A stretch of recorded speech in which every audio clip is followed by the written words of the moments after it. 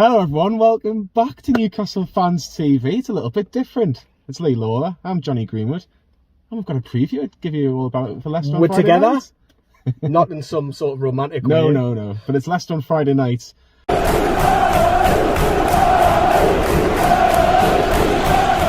We'll actually be able to do a proper preview for you all, so welcome back to everybody that will be looking forward to all these previews with people actually meeting up together.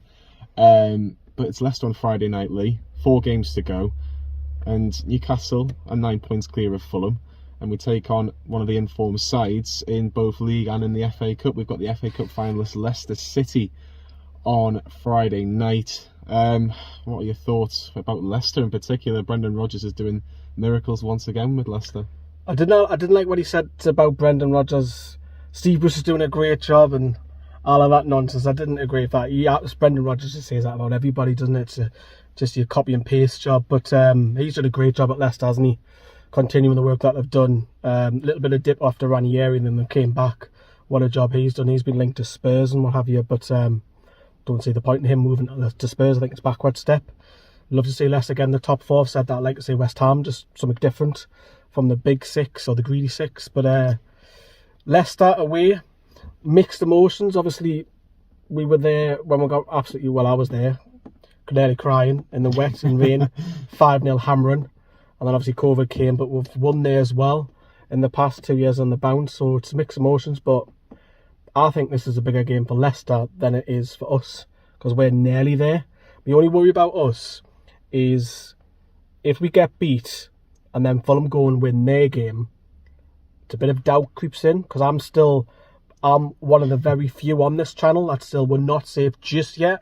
1 more point. But if we lose and Fulham win, it's 6 points, and then they've got either Burnley or Southampton the other way around, whatever it is, and then we've got to go Man City.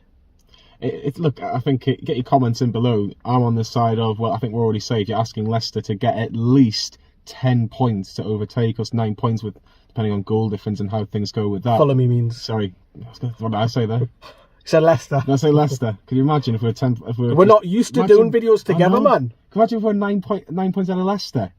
3rd or 2nd in the league, that'd be all right, wouldn't it? But yeah, Fulham have got to win at least 3 games before they even play us, and they've only got 3 games left, and one of them's Man United away. So that's going to be very, very difficult. I understand what Lee's coming along, but get your comments in. Which side of the fence do you sit at, either me or Lee? No sitting on it. No sitting on it. But Lee, Leicester, in terms of their players that they've got, the one man that's really in form is Kelechi Iheanacho. He's just scoring goals for fun. Obviously scored the winner against Southampton in the FA Cup semi-final. He is a man that Newcastle have got to try and keep very quiet. And then you've also got Jamie Vardy, another man who loves playing against Newcastle as well. Got similar goals, haven't they, this season? They're on about 15, 16 each. Surprising Iheanacho because he's really down the pecking order at Leicester for a couple of years. We thought big things of him at Man City, but he's came on leaps and bounds and kind of grown as a player. It'll be interesting to see how he kicks on next season because Vardy's another year older. Vardy will be 34, and his legs go being older. Can he take over Vardy, do you think, in the future? Oh, it's a tough one, that. I think he's got to get in the 20s next season. Otherwise, Leicester are going spending. And Perez, he's been a shadow of his former self. But those two are obviously, I mean, there's loads. It's not just those two you've got to look out for. I mean, our defence is a little bit shaky. I'm sure you'll spawn Clark and what have you, but look out wide. They've got pace to burn, threat. I think they're more dominant centre midfield. So it's not just those two, Johnny. There's the whole front line. Oh, there is. You've also got James Maddison, Yuri Tielemans. The list goes on. You can talk. Harvey Barnes fit? He's out for the rest of the season. He's out for the Euros as well. That's a good one. But you've got the full backs as well. Castagne's been in form for Leicester as well. It's been absolutely a phenomenal season for Leicester, the FA Cup finalists. But let's touch on about Newcastle. 34 games in, 36 points. 4 games to go after that Arsenal defeat at the weekend. Steve Bruce is he's doing the bare minimum this season. We'll probably can go into great detail about him at the end of this season. But yeah, do you think changes are in the offing, and in particular, Joe Willock? Do you think he'll get the nod over Miguel Almiron?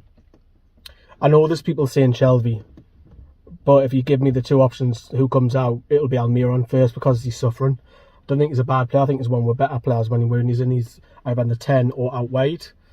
I've said all week that I don't think ESM and Wilson work as a pair for me. That's where you would put Miggy in, but I don't think Bruce is going to play him there.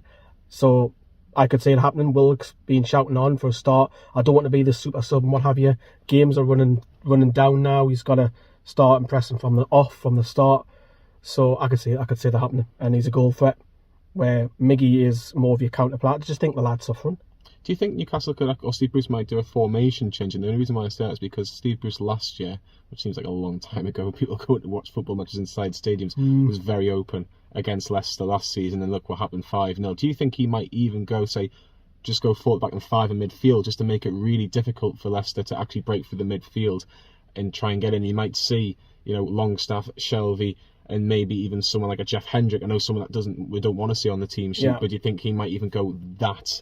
I can understand if he plays him there just to sit in, because if you play Hendrick in there, then it either gives Sean or even John Joe a little bit of freedom to get a bit further forward. I think Kieran Clark's out of form. He is, isn't he? So if you want to change it, he's the one who has to come out and sit on the bench. Just looks bring in the midfielder in. Change it up. Why not? If it's the same back five, I worry about it because Dummett hasn't been. He's been hit and miss, hasn't he? But Clark's the one that's worrying me, and I don't think any of our 3 centre backs can say he was an 8 out of 10. He was an 8 out of 10 every week. They've all been 5, 6s. I wouldn't be against it, mind. Do you not think, though, like Dummett and Fernandes, that would be your 2 if you're taking Kieran Clark out? Clark and Fernandes have played together in a 2 before for Newcastle. I know Kieran Clark is out of form. The problem is does Murphy then play right back, or do you bring Birthday Boy this week, Manquillo back in? Or Emil Kraft, don't say anything, Sam. Miss you, Sam. But yeah, it's just so many questions. Get your 11 in. What formation would you play? Would you? What do you do? What I do? You're completely right about Kieran Clark. He's completely out of form. I'm like Sam. I don't like agreeing with Sam too much on this channel, but I would go 4-5-1 probably on this occasion. But Sam differs. He likes to go 4-2-3-1. I think maybe we have to have that extra centre midfielder in just to stop Leicester, because Tielemans and Ndidi over the last few months have been immense. Do you think we've got now to lose, go and attack them, or is that too much of a risk of what they've got in behind? Because I don't want to park the bus. I think we will park the bus. That's the problem. I don't want us to park the bus, but I think Steve Bruce will park the bus. He'll think if we get a point here, like maybe he's in the same side of the fence as you, he might think one more point will do it, because you're then asking 3 wins and something else, and that obviously one of those games is Man United away, which is going to be difficult for most sides. But Joe Willock has to start for me. Miguel Almiron unfortunately would have to be dropped. I don't like ASM behind Callum Wilson. I would start him on the left, because that's his more natural position. That's his preferred position. The problem is, isn't it, if he plays the wing backs, he won't. He won't, of course he won't. But what do I think Steve Bruce will do? I think he'll probably go 5 at the back. I think he'll stick with what we're going with, because I think that he's going to probably play that against Manchester City, so I don't think he'll want to change too much. But I think we just need a bit of something different, because that Arsenal game, we were so deep and we just gave Arsenal so much respect. I think the fact that they scored so early on, after like 4 or 5 minutes, it was like, oh crap, we're actually not as good as what we think, even though we've done pretty well in the last few weeks. But it is going to be very, very interesting to see what happens on Friday night. Lee, have you got a prediction for us? It can be weird just being back to Friday night, because we've been enjoying the early kickoffs, 4 games. I think we will get beat, but more importantly, I don't want us to go down waving the white flag. I want us to go out and at least attempt to play a bit of football. If you're going to park the bus against Man City because you desperately need that point, I get it. But go out at Leicester, because we've got an alright record there. I'd like to see us score a goal, maybe attack it. Wilson needs service, man.